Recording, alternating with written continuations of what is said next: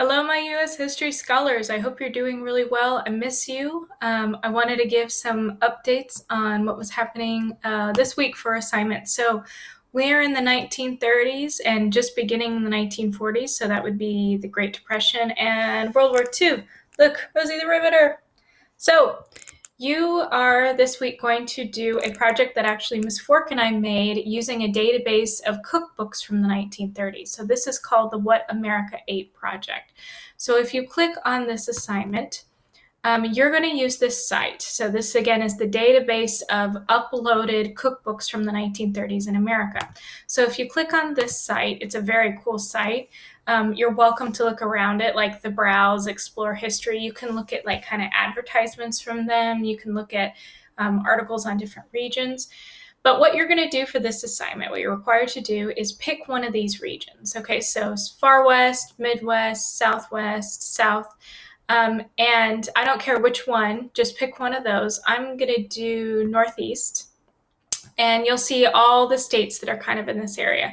I want you to pick 3 different cookbooks. If you could from different states would be great. So let's pick one from Connecticut. So you'll see there's only one cookbook that they have from Connecticut, but there's articles for America's Eats. Sometimes they have photography from the area, but you want cookbooks. You're welcome to look at the other ones, but here you're going to look for cookbooks. So this is one cookbook. And what I'm going to do on my recipe card after I filled in the region, all the blue boxes are for you to fill in, is I'm going to put the cookbook title here. So I'm going to put that in here. So I don't remember what my cookbook is titled.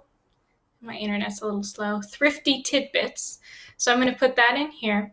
Then I'm going to go through the cookbook. So it's uploaded just like a book, like you can turn the pages. So I'm going to go and I'm going to find 2 appetizers. Oh, look, this has handwritten recipes. How sweet. This one, it might be a little bit harder to read, although this one's not too bad. They have transcriptions, so there's a PDF that you can look through here. So you're going to find 2 appetizers, 2 breakfast recipes, 2 lunch, 2 dinner, and 2 dessert.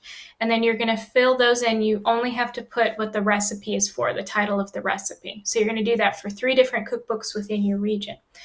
Then I want you to go through and I want you to and while you're finding these recipes, I want you to look through what ingredients are used and what kind of common ingredients do you see. And maybe you can even kind of just flip through other recipes that you don't include and include those here. So you will go and do that for 3 different cookbooks. Then you're going to answer some questions about what you remember about the 20s and 30s. So you learned about that last week. So what's some background information about the cuisine of that region? What ethnicities are there? You'll see that, and we've kind of learned about Americanizations and efforts in terms of like forcing Indigenous people to Americanize, right? We've also seen where some groups have actively and voluntarily chose to Americanize, and it's a little bit complicated from group to group, from person to person, but really with American cuisine, even sometimes in our country today, when we think of recipes that exist, they can be very different. Like Italian food in this country, in many ways, can be very different from Italian food in Italy. And that's because it is kind of a blend of cultures and the experience of people living in the country. So what did you notice about the common ingredients? Why do you think they were commonly used? What did you notice there? Were there cheaper things used? I really wanted you guys to do this assignment, especially now, because when more people are kind of facing shortages with food, or they're having a difficult time going out or things like that, we might unfortunately be headed toward an economic downturn of our economy. We might be. So we kind of have to start thinking about how do we kind of save money? How do we use the ingredients that we have? How do we stay as nutritionally sound as we can? And those are all really kind of hard things to do.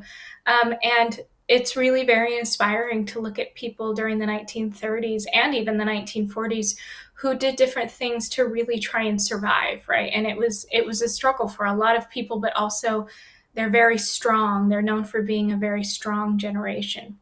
So how can cookbooks help you understand a point in history? You guys are acting as historians. These are what historians do. They look at things like cookbooks, their primary sources. Then what I want you to do is I want you, and it can come from any cookbook from your region, I want you to find your favorite appetizer, breakfast, lunch, dinner, and dessert. And then I want you to just provide a link to the recipe. So if this is New England clam chowder and I decide that's my favorite lunch, then I'm going to copy that link and paste it up on here. Then what I want you to do is I want you to include an image of your favorite recipe, or if you want to do more than one of your favorite recipe, you can. So find an image.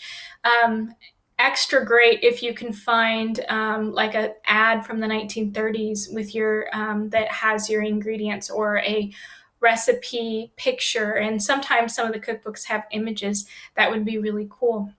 Then part 2, you're going to create a culinary video or podcast. So you can do this solo. I know right now it's kind of difficult to work in groups. Again, if you know somebody though that can edit videos, you're welcome to do that. And just kind of do it separately and put it all together. Also, I'm leaving it kind of open. If you had another idea, if you didn't want to do a video or a podcast, you're welcome to send me your ideas. Just try to get it to me so that I have enough time to let you know if it's going to work or not. So I've had students do this in the past. It's really fun. Get your families involved if you would like. Oftentimes kids will do that. It's got to be 5 to 8 minutes long. Again, I would love a video so I can see your faces, but if you prefer to do a podcast, that's fine too. So you need to include context, things that are happening during the 1920s, 1930s, especially specific to your region, the geography, the climate, the ethnic groups, common ingredients used, questions and answers, include the group recipes that you liked, share images if you can. And I want you to do this really creatively, even if you're doing a podcast. So come up with a theme. I've had kids do Iron Chef. I've had kids, like one kid gets really mad and he's Gordon Ramsay about the cooking. I've had people pretend like they're on the Food Network. I've had people pretend like they're on the History Channel. I've had people pretend like they were on Jeopardy. You can do this, and you're not limited to those ideas, but you can definitely do your own. You also do not have to actually make the food. Occasionally I'll have kids that want to. That might be a bit of a struggle right now, but if you can and would like to, you're welcome to. Sometimes kids will pretend like they're like making things, like they're cracking eggs into a bowl. But again, you can just talk about it too. It depends on what the setup of your show is like, okay? So then what I want you to do is I want you to, if you can, like if it's a link or a file, I want you to try and upload it to your submission up here. But I also want you to add it to this Padlet. So I made this for our class. Kids are going to be able to see each other's projects. What you do, I'm just going to close my video real quick, is add here. So add a post. So you can upload files from your computer. You pick a file and do it that way. Or there's other ways where you can use your Chromebook camera. And I understand if you don't have a smartphone, you could totally use your Chromebook camera. And I haven't used Padlet too much this way, but you can film yourself here. You can even audio record here and do those kinds of things. Or I've also included on this assignment the link to Anchor FM. So you'll remember that we use that for our podcast, and you're welcome to use that again. Okay, so I have office hours this week, Zoom meetings this week. Look up on the calendar for that. Again, I hope you're doing really well. Shoot me any questions that you have. I'm on my Chromebook a decent amount, and I'm here to support you. So thank you so much, guys, and take care of yourselves and your loved ones.